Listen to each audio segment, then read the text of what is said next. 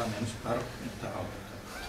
Quan faig la presentació acostumo a presentar-me jo com a un corresponsal expert en fotografia de la Fundació, corresponsal en el país de la Fundació Sputnik, un auxiliar.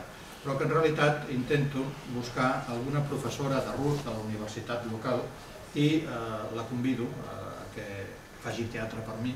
La presento com Elena Kondakova, presidenta de la Fundació Sputnik, que ve expressament a inaugurar la mostra. Jo senzillament soc el que li faig una mica de cap de gabinet, ajudo amb les coses. Aleshores, a la inauguració, aquesta senyora es marca un discurs llarguíssim, soporífer, molt rus, amb un intèrpret que la va traduint i llavors està tot el rato amb la seva copa de xampany parlant en rus com si realment no entengués cap altre rus. I llavors el tema de la premsa, el tema dels periodistes. Evidentment, en aquest cas, com que és una exposició, un projecte que tracta sobre la informació, qualsevol crítica, qualsevol ressenya, qualsevol notícia, qualsevol reportatge que transcendeixi la premsa no és publicitat o no és crítica, és obra. És a dir, s'incrusta el projecte mateix. Aleshores, això fa que tingui molta cura del tracte amb els mitjans de comunicació. En el cas aquest de Madrid, per exemple, vaig convocar una roda de premsa a la qual van assistir representants de molts mitjans, vaig fer una explicació com si efectivament jo fos un responsable de la Fundació Sputnik i expliqués la història com si tot fos veritat. Al final els vaig dir, bueno, suposo que us heu donat compte que tot era fals, no s'hauria donat compte ningú. Abans del desastre que es veia venir, doncs ja hem anticipat. Però de totes maneres demanaria que, tot i respectant els llibres d'estil respectius dels vostres mitjans i la deontologia professional, és a dir, sense mentir, procureu no desvelar d'entrada que es tracta d'una ficció, perquè seria com si un crític de cine a la primera línia del seu article explica qui és l'assassí. Parleu de la pel·lícula, però sense desvetllar les intríngulis del suspens. És a dir, deixeu que el públic sigui capaç de descobrir la dimensió de ficció que comporta aquest tipus de treball. Naturalment, la meitat no en fan ni cas, però una meitat sí, i és amb aquesta meitat, amb aquestes possibilitats amb les que jugo. En el fons, un càlcul d'estadística.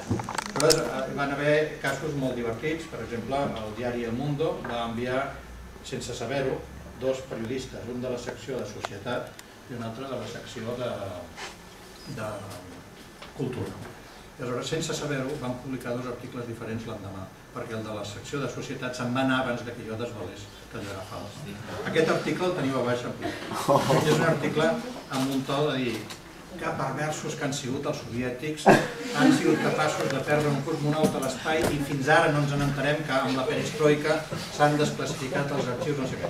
I la Cultura deia un altre muntatge, una altra travessura, no sé què deia, de Joan Foncolat.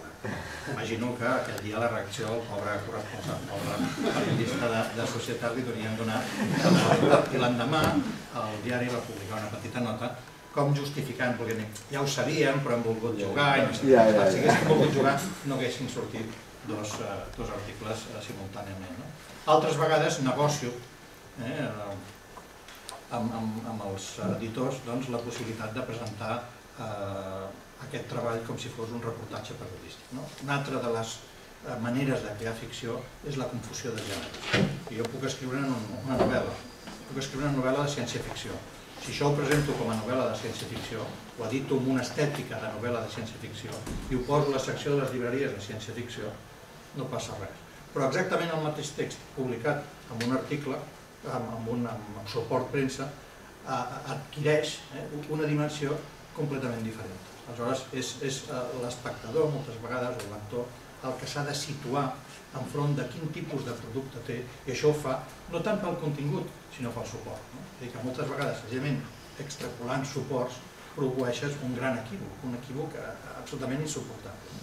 En aquest cas, doncs, em van deixar permís, vam publicar un article en una revista setmanal, i aleshores, al final de tot, hi havia com aquesta petita crida, urgente, gran revelació sobre el Soyuz, no sé què, pàgina tal, com si hi hagués una última hora. Aleshores, el lector que hagués llegit tot l'article i haver tingut la paciència d'arribar fins al final, s'anava a aquesta pàgina i llavors hi havia una explicació on es deia que això era ficció i que era un experiment per detectar el grau d'atenció, de sentit comú, de receptivitat dels lectors.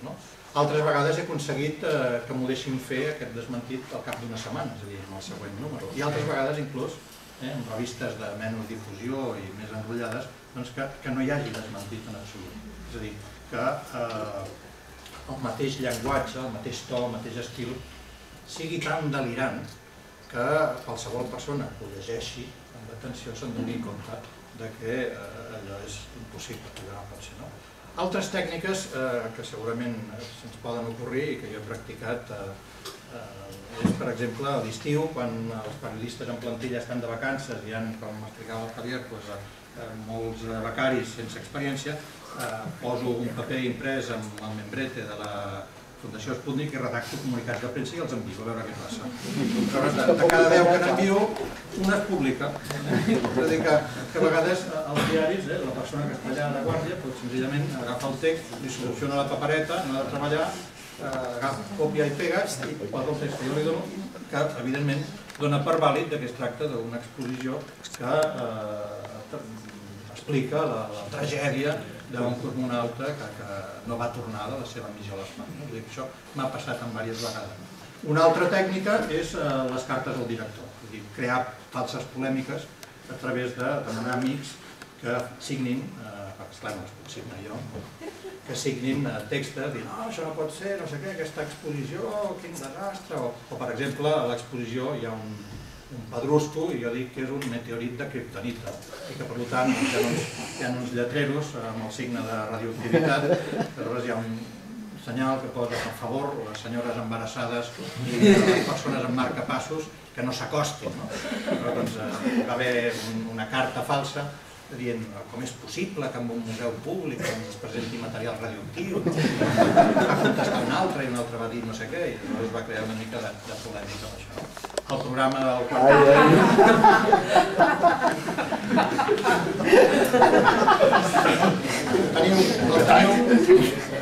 el teniu íntegre a baix, si teniu dura 3 o 4 minuts i a més està a YouTube, és a dir, que us el podeu descarregar si us interessa guardar-lo. Evidentment això va ser un regal del cel.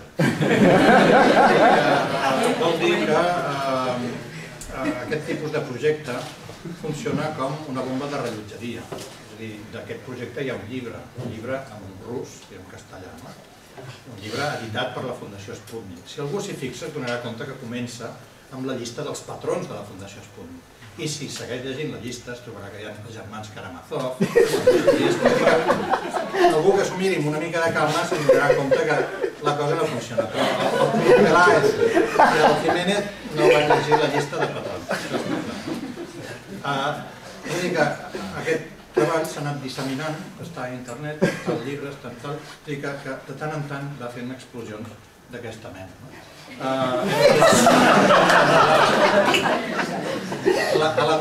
L'endemà de la missió jo vaig rebre aquest e-mail.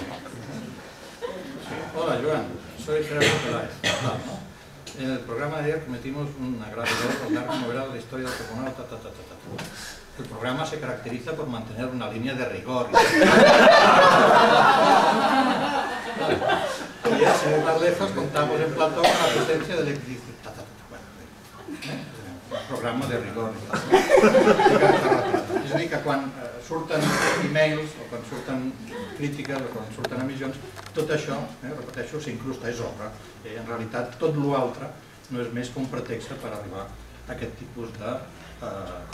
I un altre cas que em sembla fabulós és que també el llibre encandila a un grup musical de Madrid que es creuen la història a pies juntilles, tenen una gran compassió per la història de la Roseta Cloca d'aquí, per el romanticisme inherent al personatge aquest desaparegut, aquest cavaller andant que es perd a l'espai, i composen un àlbum dedicat a l'Stoichnikov i a la seva història.